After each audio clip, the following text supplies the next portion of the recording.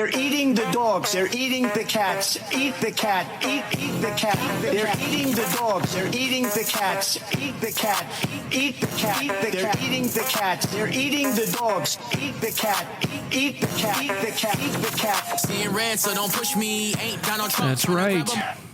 They are eating the cats. There we go. There's abrupt into that video. They're eating the dogs and eating the cats. And, you know, there's a lot of controversy about that. You probably have heard about that story at the time this show airs. But, yeah, but if you haven't, you know, Springfield, Ohio, which is only just up the road from us. We're based out of Louisville, Kentucky. Springfield, Ohio is just north of Cincinnati. And so within a couple hours drive, you can be in Springfield. That city, a city of 60,000 people, has had 20,000 Haitians dropped on that city in the past 5 years. 20,000 Haitians. And then suddenly the neighbors and the residents there are saying, hey, suddenly our cats are disappearing. Suddenly our geese and our ducks are disappearing from our ponds. What is going on? And people started putting two and two together that, hey, this is something unusual is happening in our city, and it's because maybe these migrants are coming in and eating our pets, eating our cats. What is happening?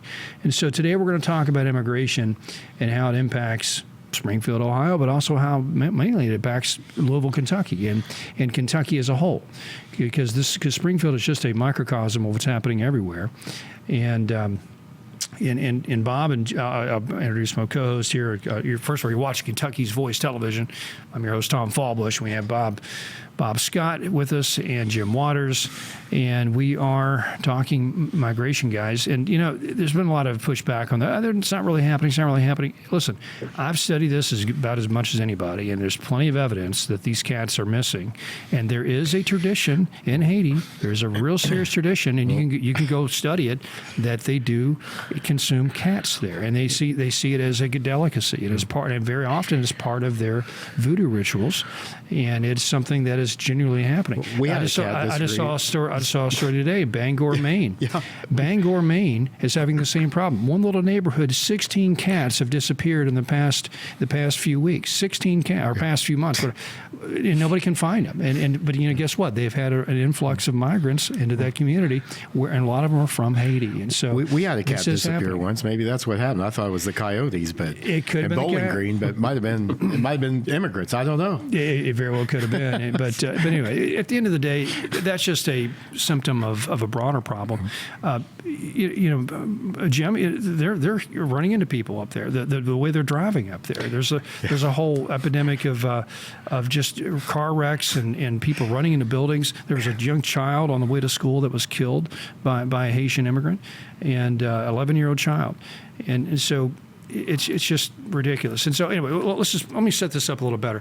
Basically, the whole country is dealing with this huge immigration problem that is so acute right now. It's such at a height, and the reason is because we've had bad migrant and illegal immigration problems up to this past administration, up to 4 years ago.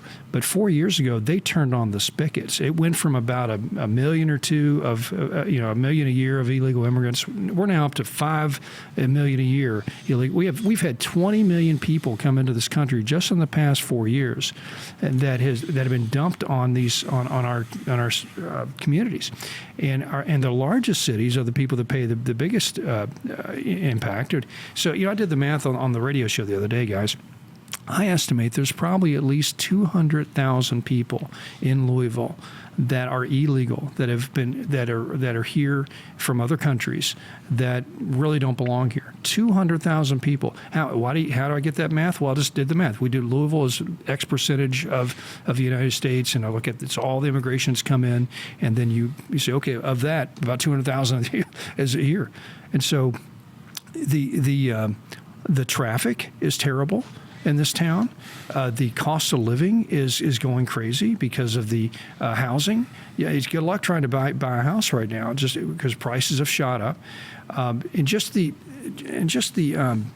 abuse of the system of how these migrants are being treated and how they're getting into the country and getting huge benefits packages.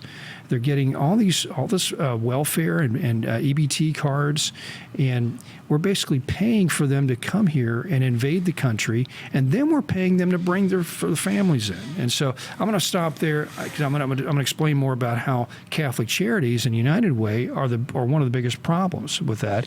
And Catholic Charities is based in Louisville, or has this very strong presence in Louisville, and how they're doing this. But anyway, guys, what do you think about this issue? Are they eating the cats? Well, I was thinking about all the geese at Basil Griffin Park, where we used to go and hang out with the kids when they were little and feed the geese. And they're not. I know this. They're not taking geese from there because they're multiplying. So they're not. But I used to be up in that area near Springfield, and you're right. That's a big number of folks to drop on that city, which is northeast of Dayton, Ohio, not far there. But I guess when you talk about resources as well, this brings to the forefront, I think, that resources are not unlimited. Resources are scarce, right. and we have to think about that. I think that's a big problem here. I guess ultimately we need to talk about solutions, though. What is the solution to this? And what would you say is the solution? I would ask you guys about, if Trump wins this election, what do you think is the solution? And even if Kamala Harris wins it, what's she going to do or not do? Or how's this going to, what needs to happen here? Well, Bob, I think the solution should start with a D. It's a one word: deportation. Deportation. Well, and Trump has already said that he's made that pretty crystal clear. If elected, he is absolutely going to begin a deportation process. Now, let me back up a little bit, because I live in Shelby County, Kentucky, which is a heavy agricultural area. They estimate 8 to 10% of the total population in my county it comes from a Hispanic background. Foreign-born. Why are they here? Yeah. They're working in the different farms in the farming community, and they provide a very important, valuable effort to our overall quality of life, not just here in Shelby County, but our entire state. But the key word with them, I'm not going to go as far as saying that they're all legal immigrants, but we know that there's definitely some that are not. But they do play an important role, and a lot have come in here the right way. And I think I know that's what needs to happen. That's been a problem that dates back to the 60s in our country, and it needs to be done the right way. Obviously, the current administration has done it anything but the right way, as you said, Tom. They've just opened up the borders and has said to come in. And this is the other thing we need to be even more concerned about. I'm not that concerned about the Hispanic community, because they're pretty homogenous as far as able to come in and really have. They can integrate better than many ethnic groups. They do. I agree. Yeah, However, I'm going to push back on you a little bit, Bob. Do you think that? That's good. Do you think there are Americans that would not do those jobs in Shelby County? Do you think that's the only reason that the I'm not saying that there isn't, but there is a large proportion that won't. That's right. Well, okay, do won't. that job. Why? I'm keeping it real, man. Let's unpack that. Why won't they? Why won't they?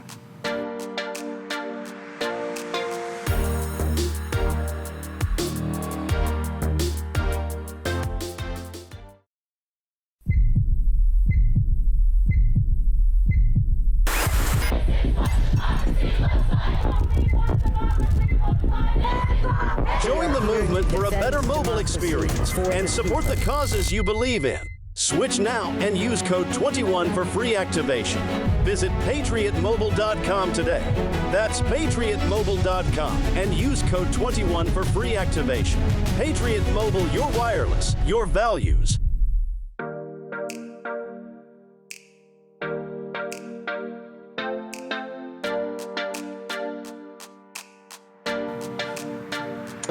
I think it's a cultural issue to a great extent. I think a lot of it is the way the newer generation is being raised, and don't want to get out and do the hard jobs and do the work that an immigrant is willing to do. You know, if you go around. Okay, let me unpack that first. The work that an immigrant was willing to do, and I'm going to add one phrase to that, for the price those horse farms are willing to pay that immigrant versus the price they'll pay an American. Right? Because an American, you're saying, well, they don't want to work hard. They don't want to do this. Well, suddenly, if you were paying somebody $25, $30 an hour to be a horse groomer, I think they might consider horse grooming. And so, but no, they don't have to do it. They can pay somebody from Guatemala $5-10 an hour, you know, and so I really always take issue with that when they say that Americans won't do these jobs. Americans will do these jobs if you pay them what American wants. So how are you going to force that to happen? How are you going to make that to happen? Well, you stop the illegal immigration problem, and that's going to do what? That's going to change the labor market. So to where you're forced to pay more. And yes, that's a good thing. It may not be good for horse farms or the businesses that run this country, but it's good for Americans who live here. Or the people who buy that, or the people who depend on that, or for the Americans that live. For Americans, we actually have living wages. We're tired of seeing our jobs being undercut by foreign workers that who, let's face it, a lot of them are not supposed to be. There's a lot of jobs though that aren't paying. You know, that are paying about the same. In the service industry and other industries, they're paying about the same as some of those workers make on the farms. So, I mean, how do you... And it's not just farms, it's roofs. If you go around and see any roof I know in my county that's getting put on, it's usually Hispanic folks that are doing that work. It's hard, somewhat dangerous, I'd say dangerous work and very laborious that are doing it. And guess what? They do a good job. You know, I had a Hispanic crew put a new roof on my house a couple years ago, and they did a phenomenal job, you know, with it. So, again, I think there's a lot of things. We just know that our country cannot absorb 20 million people coming in. And the other point I was going to make, we're not talking now just Hispanics. We have people coming in from China. Yeah, you know, all over the world. We have people coming in from Middle Eastern countries that are anything but friendly. Right. That really cannot assimilate. Yeah, there's a word called assimilation that we need to talk about. It's a dirty word to the left, but let's talk about that a bit. And let me make this final thing. I think there are economic reasons to bring in immigrants on some level, but you have to look at the trade-offs and who it benefits. And right now, the American worker is not benefiting from the current system, and we need to reframe what this country's about. Is it about this country is a country of Americans, mostly working class people, right? And if the country's not set up to benefit them, then we need to change some things, and it's going to change because if we have a democracy, and we're going to change it. So, but secondly, assimilation. Okay. Yeah, I mean, well, who runs the country? Is it businesses or really, whose country is it? Is it Ford Motor Company's country, or is it the workers here in Louisville that live here? No, I agree with assimilation. I think that is a serious. And we're talking about economics now. Economics. Should we flood America with a bunch of low-skilled labor? Is that good for Americans? I think we need to. I think there's obviously a difference between legal and illegal immigration, right? But so regardless, it's labor that wasn't born here. So people that wasn't born here. So I mean, I guess again, how do you? So what does deportation? What does it look like in a way that doesn't disrupt our economy totally? That lower. You enforce. First of all, it's going to be mostly self-deportation because as soon as you start enforcing the law, people will realize, well, I can't get a job here. I'm not able to feed my family. I need to go back to Mexico because no one's going to hire me because the company that would because there'll be consequences if they get hired. Yeah, that's right. Because the company that would hire me in the past, now they're going to get thrown in jail if I work for them. So you know what? I'm going to self-deport because there's more opportunity back home, and so that the deportation problem can be solved very easily. You enforce the real bad actors like the criminals and kick them out, and then you start enforcing labor policies and hiring policies. This has been a problem for years, right? So we have we'll say. Well, you're saying 20 million. I'm going to say conservatively, probably around 10 million illegals who have been here for a period of time, a long period of time. Well, I'd say it's much higher than that. Well, much who have been here? No, I'm saying who have been here for years, even prior to that 20 million that's coming in the past few years. And so what about, and they're still not, wouldn't be considered legal, okay? But they have children who were born here. They have, so my question, and it's a serious question, it's a genuine question, is what happens to those people? Well, those people, well, first of all, you have to get to that level of the problem. Now, but what happens to those people? Okay, eventually you say, okay, how long have you been here? What are you doing? Are you really contributing? And if they are contributing, but they're not legal. Yeah, well, I say, how's that happen? I say, well, I'm sorry. At the end of the day, there's a job that you're taking that an American will probably do, and so, yeah, it may be disruptive to the economy. Yeah, it may be disruptive. Well, very. I don't know. I think that's It depends. How many people are in jail? How many people are in the grave because of fentanyl? Well, let me finish. I think our working class is dead in the grave because of fentanyl. Okay. Yeah. I think it's an oversimplification to say that. I think you hit on a point, though, that needs to be emphasized, is enforce the law that's there, right? But if you have somebody who's obviously been contributing to this country, that's going to be, I think it's going to be handled differently than somebody who's over here committing crimes. That's a big difference. I think reasonable Americans are going to agree with me. But I think it's very reasonable to say, well, you came over here legally. You shouldn't have been here. Granted, we've let you stay here for a few years to do this. I'm not saying at the end of the day, you were taking a job from Americans, so maybe you shouldn't be here. And I'm sorry you took the risk. So you took a risk and you blew it. Okay. You blew it. So you took the risk and you blew it. So a person who's had a business here, say, has like somebody from South America who's had a business here for.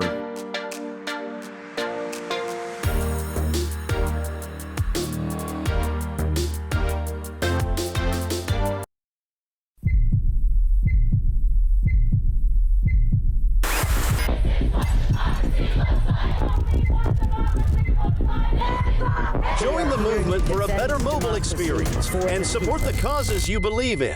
Switch now and use code 21 for free activation. Visit patriotmobile.com today. That's patriotmobile.com and use code 21 for free activation. Patriot Mobile, your wireless, your values.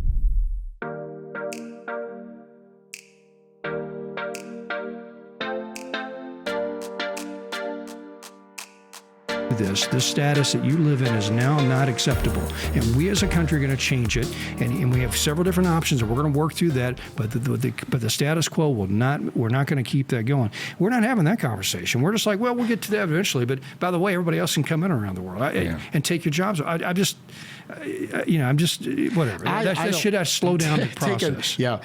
I mean, you keep saying taking the jobs away, but I think there's I do think that, look, I agree with you. They are. I agree with you. 40 years ago, there weren't any Mexican roofers. Well, you go ahead. Yeah, 40 years ago, there weren't any Mexican roofers. You know, let's now there are. I've had Hispanics put roofs on homes that I've been at too. Well, yeah, before, but what 40, 50 years ago? So, I mean, before all this immigration took over? I do also think, though, there's an issue here about. And this is not, you're not going to agree with this, that's okay, but about some Americans not wanting to work. You know, and there's an issue there. I think there's an issue there about, are Americans willing to do some of this kind of work? So Americans are blamed for their own invasion. I'm not saying that that's because of immigration. I'm saying that's a general problem we have, whether you're talking immigration or not. I think it's, are you willing to work hard? Yeah, but for the price you're willing to pay them. A lot of times there's not a living wage to be made. Everybody should determine what that is for them. What living wage is for me might be something different to you. That should be every person. Right. So what's happened is there have been people who have been willing to do that. I agree. And I'm not saying it's not an easy issue is my point. It's not an easy, simple issue to solve. Yeah, well, I don't think it is, but it isn't. You know, because you can build a border and you can stop the bleeding. Go ahead. Go ahead, Bob. I think that part of the bleeding process that we're missing in this conversation, and I kind of we're somewhere in the middle there, is the fact that the strain that the illegals coming into our country has obviously put on our economy. You know, and I know down at the local health department, probably 95% of the people that are going in there are people from outside this country, you know. So they're absolutely 100% devastating our health system. And so there is some controls that need to happen there and some balance for sure. has to come into play. And I do feel part of the process, and this has been a planned process, I feel, by the Democratic Party, to flood in as many illegals and hopefully turn them into Democratic voters, through the course of time where they can retain power. And it's very cynical and awful to think about it. But I do feel that that's the major motivation with regard to opening the borders like they have. No, it's obvious. Yeah, it's obvious. There are people that benefit from this, and the people that benefit are, like you said, the politically connected, those on the left that are trying to expand their voter base, so they benefit from it. But there's also a huge economic benefit that folks on the typically have been supported by the right, big business, corporate America. They make a lot of money off this system, and so you have two big power bases in this country that are expanding their power, their money and power through political power and through economic power. And the people that are getting left out are the American worker. And so no one's speaking up for them. So you have a lot of people coming over here who now, I agree, I think there's a big difference between the immigrants we're seeing now who don't come here to work. It's not about the economy with them. They're criminals. That's right. They're coming here to break our laws. That's There's right. a big difference in that. And who are welfare talking about recipients. somebody who's been here working. That's a big That's right. difference. I And you get have to walk And and chew gum on the simultaneously same tying in time. the corporate element, Tom, is we know for a fact that the current administration has not done anything about these large corporations, especially in the car industry, that have relocated factories to Mexico and outside our country, which is obviously, again, you talk about hurting the American worker. That's absolutely doing something and having a negative effect on them. And Trump has already said that if he's elected president, he's going to come in and do his best to shut that down by putting a 200% tariff. Yeah.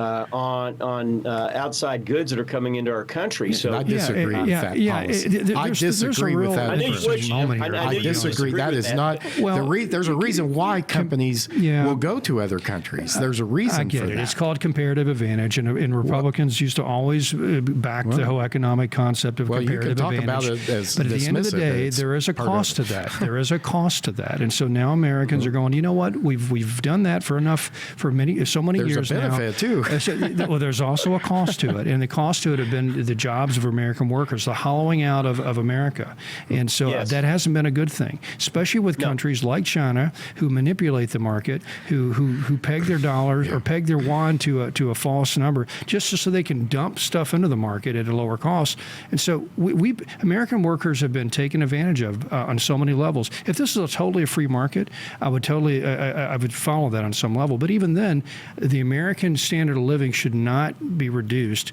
because of just some economic theory that supposedly benefits everybody. But it should not also be propped up here by. it does. It should also not be propped up by artificial government interference in the marketplace. That's right. So That's right. So when you're saying, "Hey, we're going to do something about," look, there's what you're leaving out of this discussion. I think is important. Is from my viewpoint is that America needs to create things that nobody else in the world is creating, and that's what happens. Is our technology, our ability to create and innovate. That's where the Biden administration has hurt America so much, has been the regulation, the overregulation, the discouragement of innovation, the discouragement of research. And when those things are happening, I don't care if the lower paying jobs go to Mexico, because we're going to replace those jobs with higher paying jobs and a better economy in our own nation. That's the way it's supposed to work. I don't know. That's Well, you don't know, but that's the way it works. That's the way the market works. Yeah, well, if it's worked great for the past 40, 50 years, why do we have a Rust Belt? Well, why do we have the wealthiest economy the world's ever seen here? There's a reason why for that. It's and some a lot of it's those debt. Well, a lot some of of it's those false. It's financial. Well, I remember when Fruit of the Loom, for example, was all in our state. Fruit of the Loom was in Bowling Green. It was in Campbellsville.